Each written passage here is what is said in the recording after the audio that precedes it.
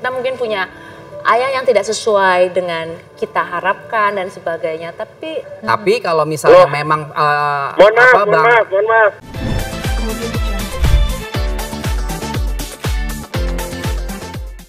Tapi ini bukan masalah tidak sayang, ini masalah komunikasi. Ya. Bukan artinya dia selalu butuh sosok ibu. Saya punya banyak klien, ya loh, sama Bang Hotman yang diasuh sama ayahnya, ya, tidak punya ibu, tapi mereka bonding. Pertanyaan saya Pak Dodi, seberapa jauh dari skala 1 sampai 10 Bapak cinta sama Vanessa?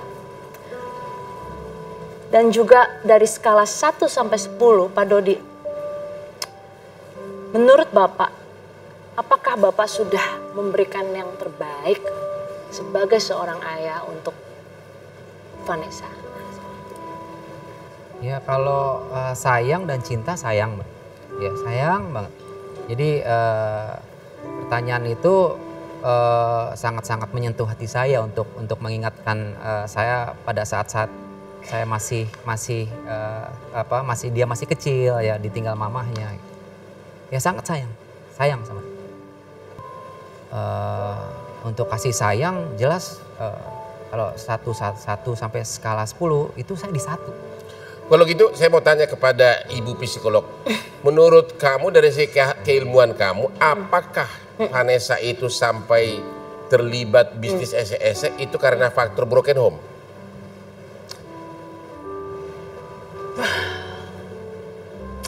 Kalau menurut saya ya, artinya saya di saat ini merasa bahwa walaupun dia sudah dalam usia dewasa di mana dia bisa bertanggung jawab sama hidupnya sendiri, tapi saya merasa bahwa seandainya ada perubahan, ada konseling, ada apa, jauh di awal, harusnya masalah ini nggak terjadi. Masuk kamu, seolah-olah kamu mengatakan seolah-olah Bapak ini kurang melaksanakan tanggung jawabnya dengan cara melakukan hal-hal tertentu agar dia kembali ke keluarga, baik dengan konseling atau apa. Ada nggak kau temukan ada kelalaian di Bapak ini? Ditangkap pun tidak datang ke Surabaya, sampai sekarang cuma ketemu sebentar. Gimana pendapat kamu sebagai sebaiknya seorang bapak bertindak? Oke, jadi saya mohon maaf, artinya kalau pendapat saya mungkin menyakiti atau tapi kalau dari penilaian saya harusnya idealnya harus lebih banyak lagi. Artinya harus lebih banyak lagi usaha untuk menyentuh anak kita.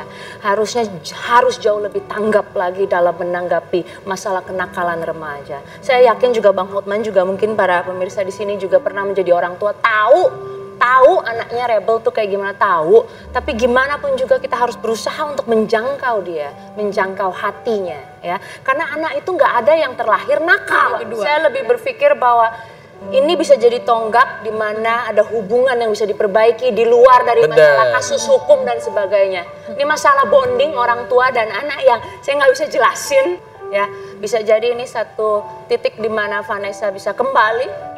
Dan setelah ini saya harap hubungannya jauh lebih baik dan lebih terbuka lagi. Nanti kita akan lanjutkan pembahasan tentang ini dari sisi psikolog karena kita sudah tersambung dengan pengacara Vanessa Angel yaitu Bapak Milano Lubis yang saat ini kabarnya sedang ada di Surabaya. Ya. Halo. Halo. Halo Pak Milano. Selamat malam Bapak Milano. Bang Hotman. Ini saya Hotman Paris dan Lolita yang genit dan orang tuanya Vanessa lagi ada di Hotman Paris Show. Ya Bang.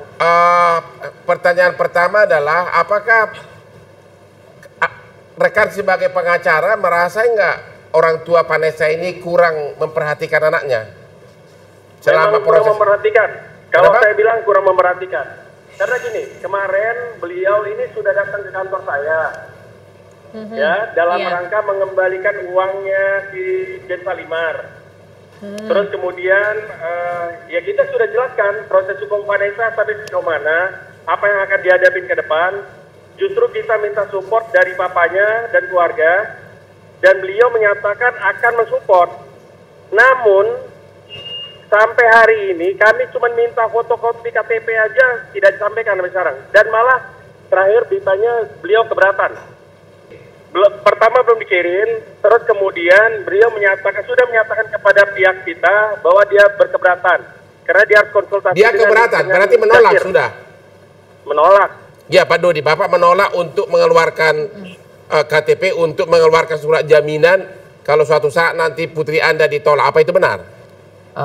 Jadi mengenai KTP itu setelah saya datang di kantor Abang Milano, saya sudah siap memberikan KTP dan jaminan saya sebagai surat surat pernyataan jaminan. Yeah.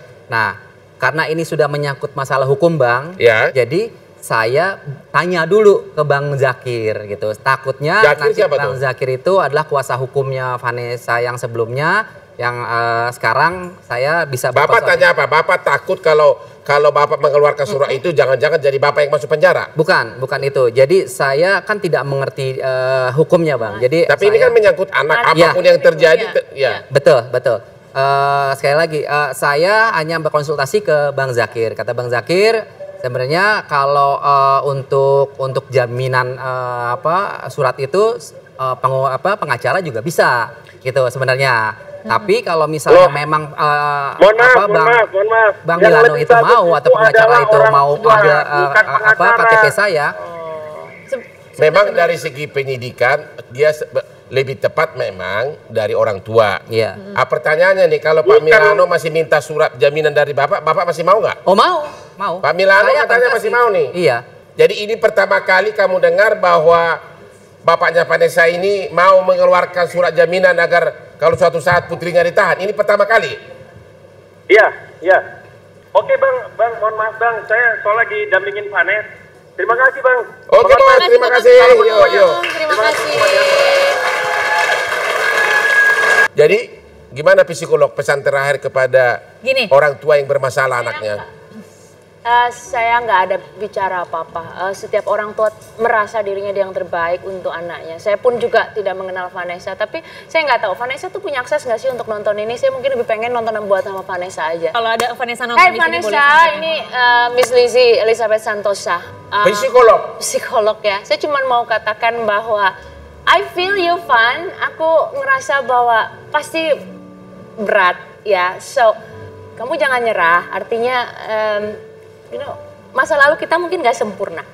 Kita mungkin punya ayah yang tidak sesuai dengan kita harapkan dan sebagainya. Tapi kamu harus yakin bahwa banyak orang yang mencintai kamu. Ya. Kamu akan temukan orang yang suatu saat akan mengasihi kamu dengan hati yang tulus. Gitu. Dan jangan putus asa.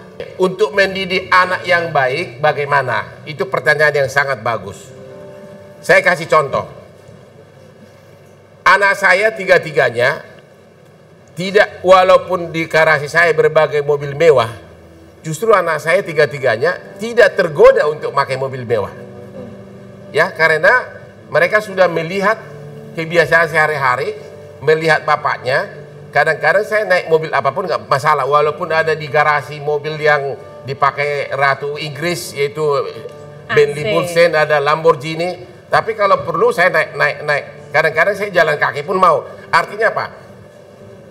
Menurut saya, contoh yang paling bagus mendidik anak adalah memberikan contoh. Contoh tentang kerja keras. Anak saya sampai sekarang masih susah saya bangunkan jam 6 subuh. Jangankan jam 6, jam 7 aja nggak bangun-bangun. Sementara saya jam 3 sudah bangun. Caranya ya tiap pagi sebelum saya pergi jam 6, saya ketok kamarnya. Hui, ayo nganter yuk gitu loh. Akhirnya pelan-pelan gitu loh. Gitu. Jadi contoh dari diri kita sendiri sebagai orang tua ya Pak. Contoh yang paling utama. Dan tentu anak itu harus tahu bahwa kita masih cinta, masih memang sayang sama keluarga. Itu yang paling utama.